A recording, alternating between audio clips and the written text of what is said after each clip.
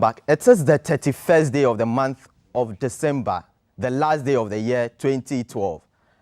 And a lot of people are making resolutions. We have a feature for you. Why should we make resolutions at all? And whether it is necessary to make resolutions. Let's take this feature.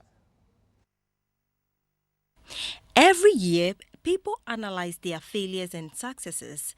These all-important social demands act as a guideline for one to work harder not to repeat past mistakes.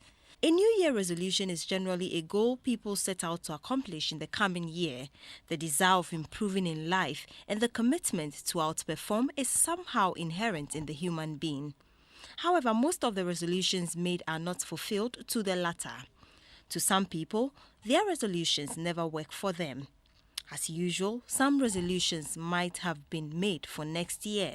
GTV News sought the views of some people on resolutions made for next year.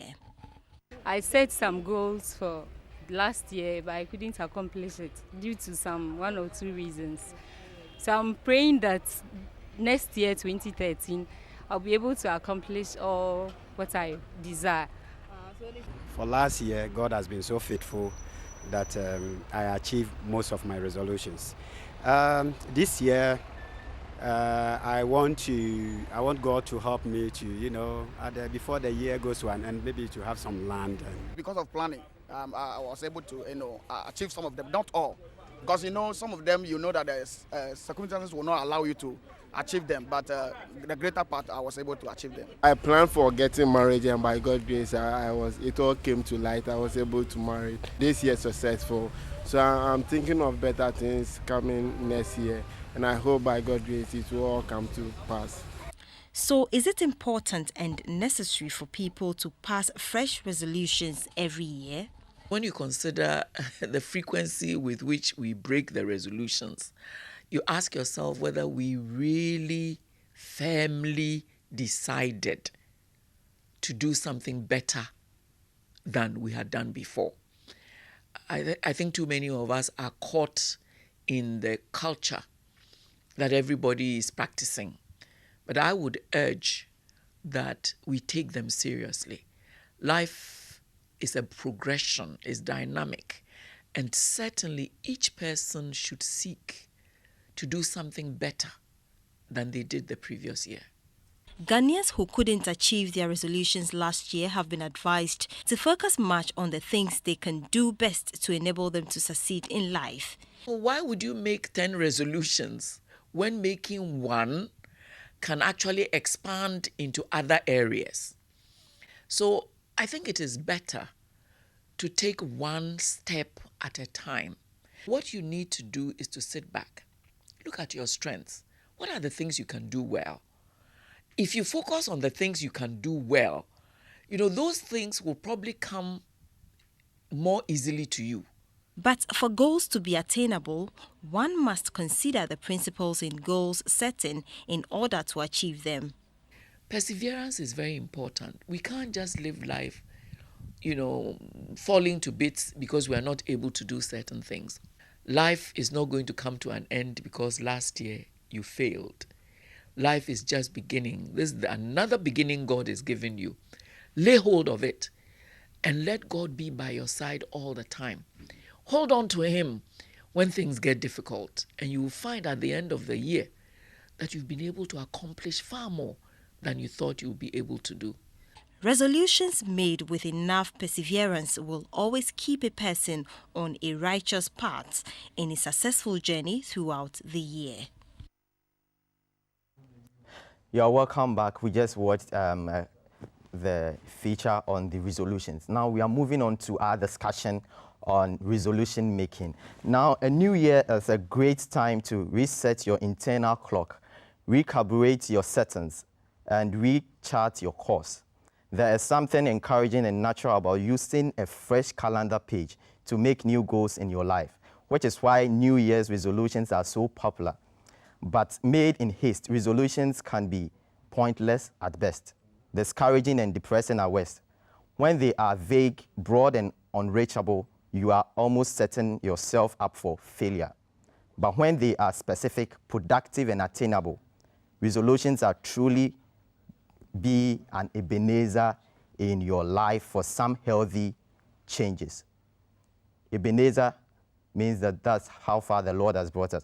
I'm very privileged this morning to have in the studio Apostle Ofori Kuragu.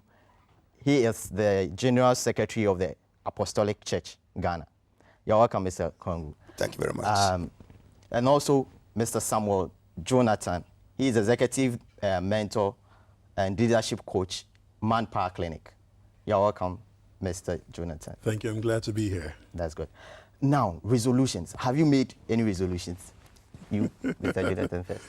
I make resolutions each day. Good. Apostle. Resolutions for me is an ongoing process. Like he said, I keep on making them as and when I need to do so. Okay. So now, what is a resolution?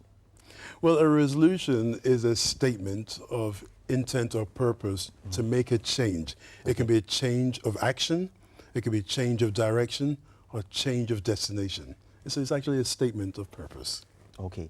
So meaning you have a place to go, but you have to know where you are going. You've got to know where you're going in life, and that's very, very important. However, the question is, do you have to wait till the 31st of a year or the beginning of a new year? And I'm sure we'll get to that later on. Apostle, what's the resolution? So I see it as a formal or informal indication on one's part to toe a certain line of action. And be as it may, you know where you are, you know where you want to be.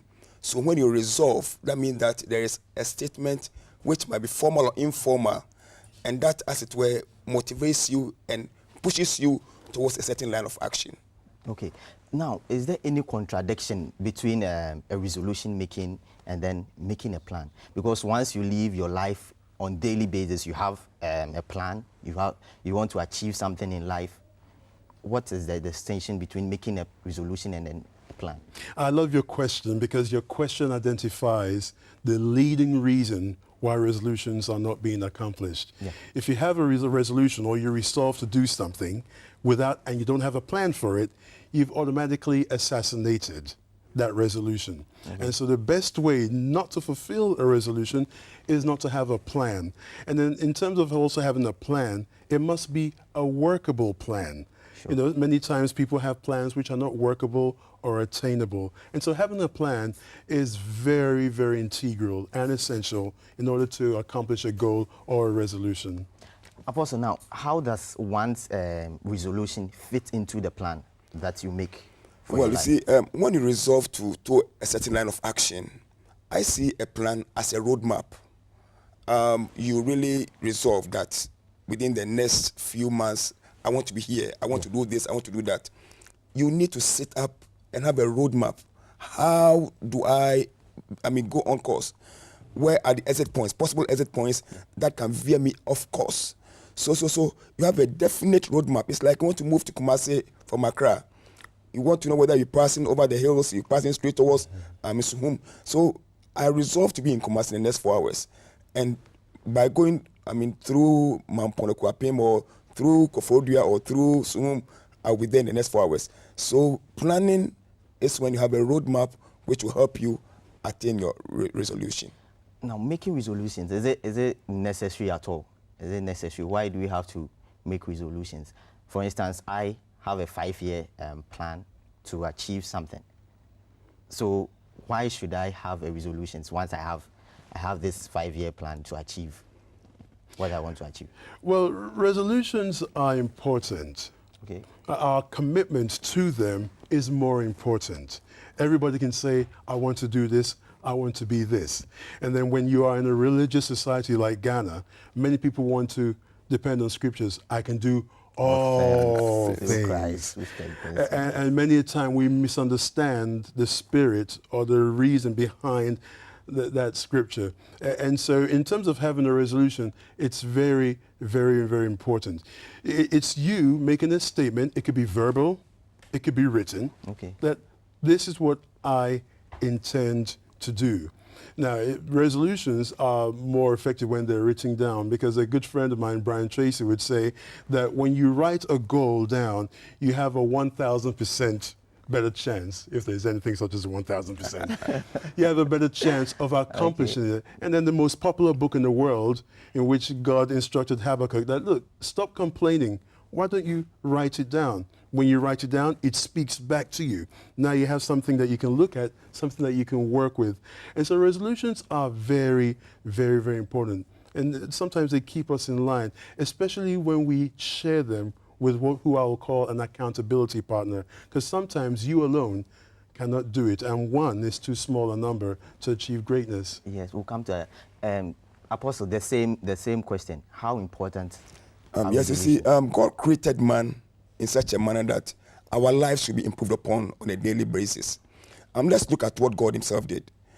When he created, he started creation. What he did was that on a daily basis, he looked at what he had done and he saw that it was good. At the point in time, he sat down and evaluated and realized that it is not good for man to be alone. I will make him a helper meet for him. What do we learn from here? That resolutions flow from evaluating one's performance or one's life. Based on your plans that you have. That is so. So when you evaluate your plans or your life, you realize that, no, I think it will be better if I go in this direction. Though what I've done so far is so good, but I will improve the quality of my life. I'll become more beneficial to society if I go toward this line. So like the case in which I started, God saw that everything was good, but he felt that after evaluating, he saw man as a lone ranger. Why don't I create him a helper meet for him? So God resolved that at this point in time, let me create a helper meet for him, and that is how woman came into existence. So resolutions are part and parcel of our life, because when you resolve in a better direction, the quality of your life gets better. So they are very, very essential. Now, do we make an utopian kind of resolutions whereby we are not able to achieve them? Well, earlier on I said that resolutions or goals, which is what they are, they must be attainable. Sure. You know, once again, we go back to that scripture, I can do all things. You cannot jump from a 30-story building and survive without anything being in place. So things that are very, very important. If you want to become a medical doctor, it's important that you start pursuing a course in medical or health sciences and so on. And so, yes, if you set a resolution or a goal, it must be attainable. It must be well-defined. Many people say, all right, next year I want to become more financially independent. All right, by what percentage? By what magnitude? Quantify it. Because when we don't do these things, frustration comes in, and then, of course, stagnation. So yeah, it's possible for a person to come up with a resolution which cannot be attained. And sometimes we do need help when we're trying to set our goals. And this is very, very important. Hopefully we'll get to that during the course of this discussion. Yes, Apostle, in making our resolutions, should we have any priority in making those resolutions? Yes, of course. Basically, the reason why is that sometimes you make resolutions and because of where you place them, you are not able to achieve them, as Mr. Jonathan was saying. You see, our problem is that most of us make resolutions because we feel that it is time for us to make resolutions.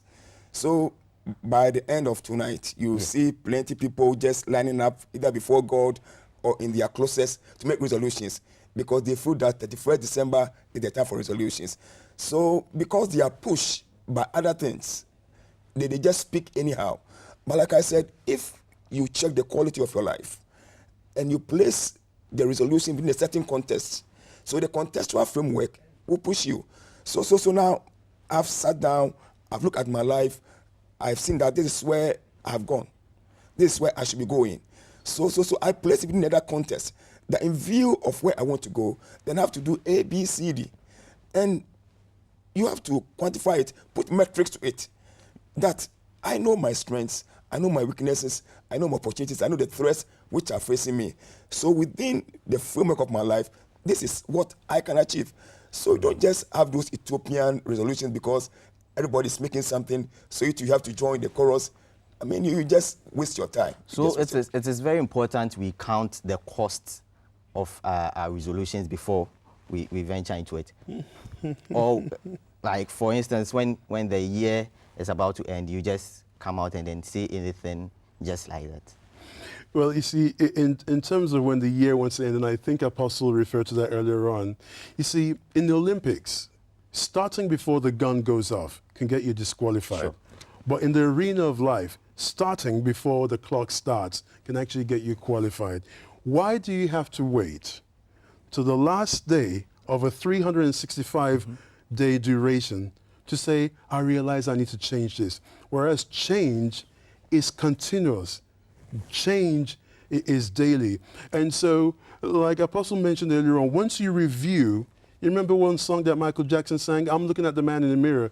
Who is the man in the mirror? You yourself. Yeah. Self-examination. If nobody else will tell you the truth, you better be truthful with yourself.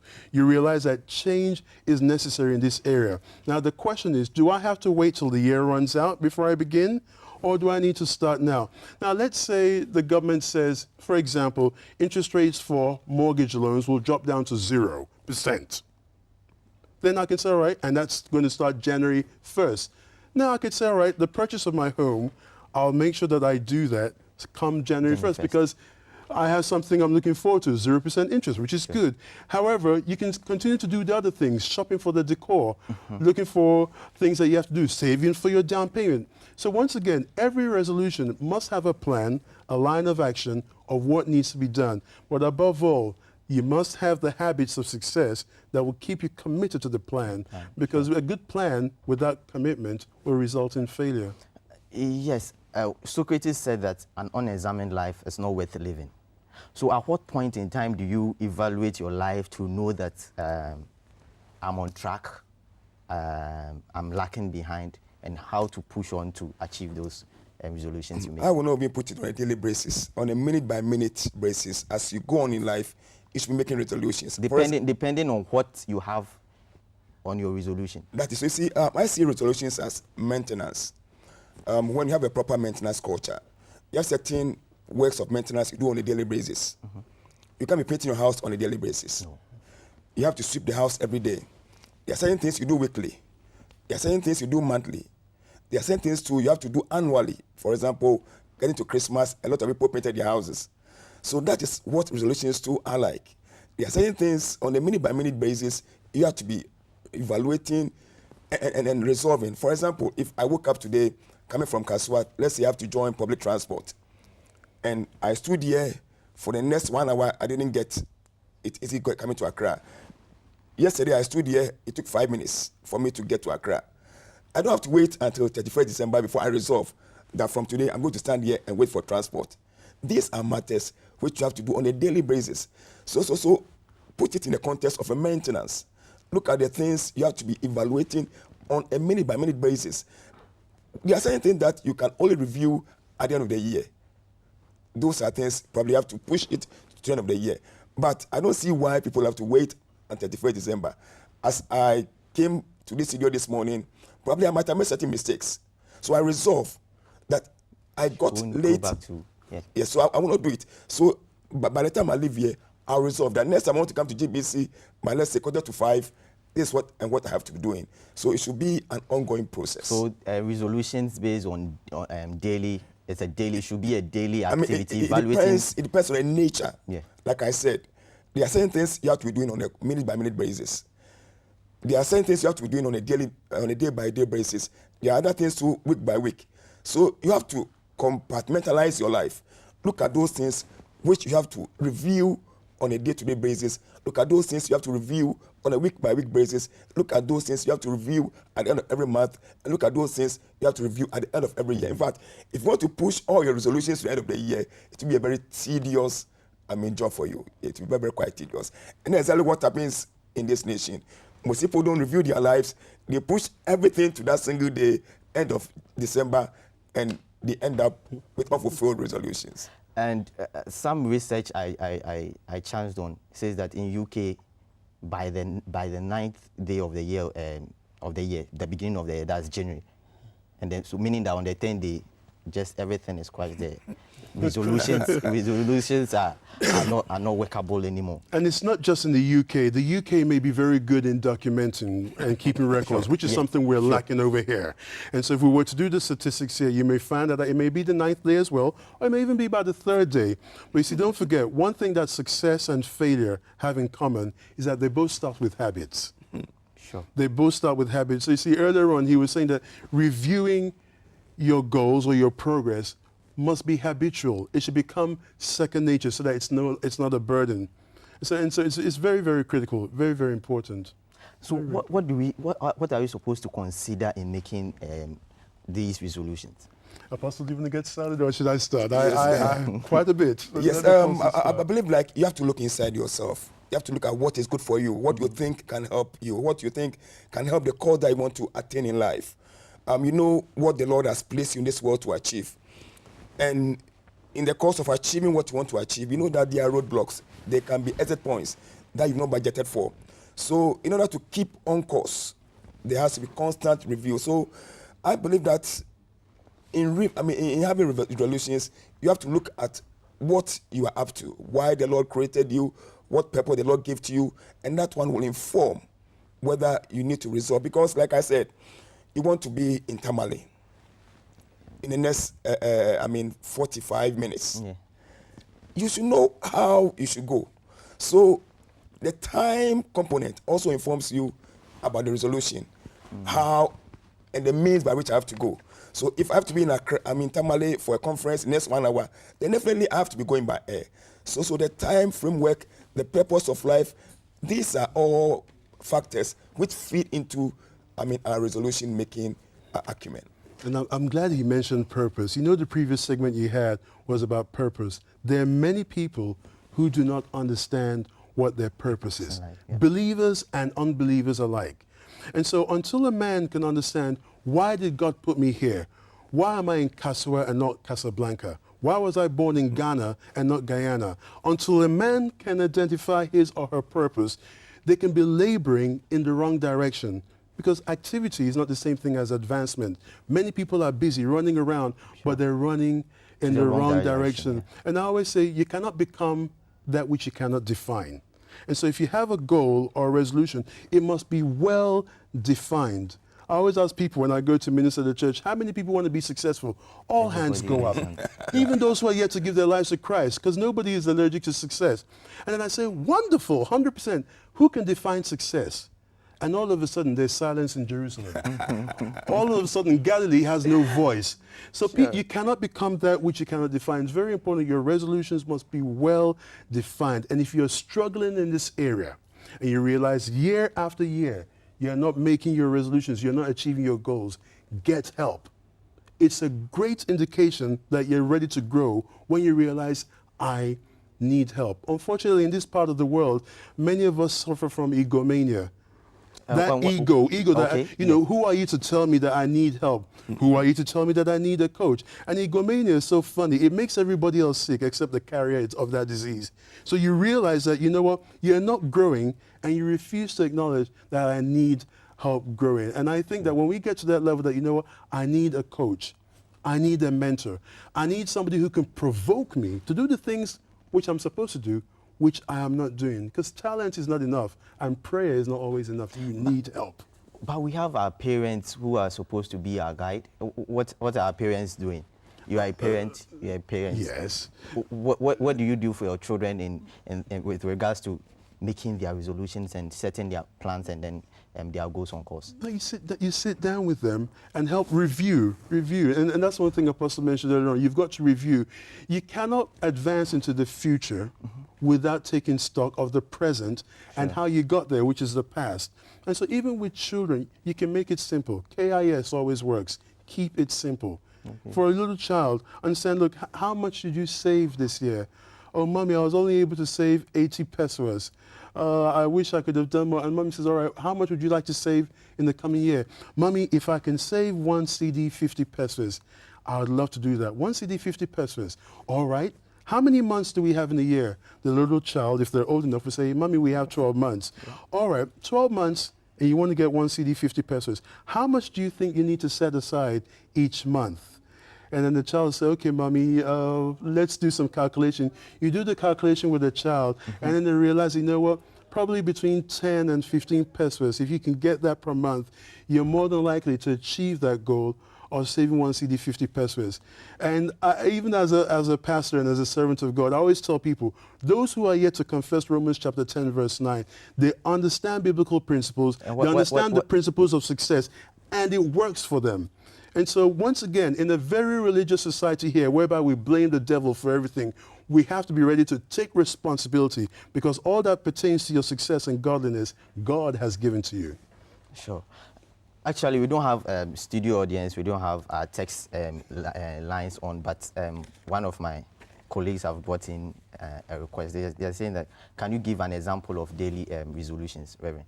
Yes, like I said, I give an example of coming to Accra from Kasua with public transport. I stand here and I realized that 5 minutes I was off. For the next 2 days, I was off. Next day, I stood here 2 hours, I was still there. So I don't need to go for a week before I resolve that. Standing here is a quite easier option. Sure. So the daily resolutions come with your daily interactions, what you go through on a daily basis. So as a human being, you should have a very wide view of life, that whatever you come in contact with, you should see how best you can improve the quality of your life within that contextual framework. So on a daily basis, as you review yourself at the end of the day, you realize that I believe that I could be doing things better in this direction than in that direction. So these are examples of the daily resolution that I believe you can be making. Yes, the same question. What do we consider? The same question I asked Mr. Jonathan. What do we consider in making those resolutions? That is resolutions. Yeah. For ourselves. Sure. Yes, I think I've answered this in a way that you look at the purpose of your life, look at the time framework in which you are operating, you look at what you want to achieve in the next few years or the entire duration of your life. And like I believe that all these things will factor into your resolution. You also look at the resources available. You resolve that, from today, I'll be sleeping in Lagos every day. Look at your resources. Can you be jetting to Abuja every night and come to work in Ghana? That is when the Bible says you should count the cost. Very well, very well, very well, very well. So like you said, you use the word Ethiopian resolutions. Sure. Resolutions should be placed within a proper context. Look at your resources and look at what you feel that the Lord can bless you with within those times, so that you can make proper resolutions. Like people normally say, you have to make sure that whatever you do is attainable. Plans should be attainable. They should not be such that you can't, attain them. I'll come to the religious aspect. Mr. Samuel Jonathan is also a man of God and an apostle. As to how our faith works for us when it comes to making resolutions. But then we have a vox pop for our viewers and then for us all. A lot of people are making resolutions. Some want to share their weight. Some want to travel out there. Some want to stop drinking, quit drinking. Let's have this. Let's watch this vox pop.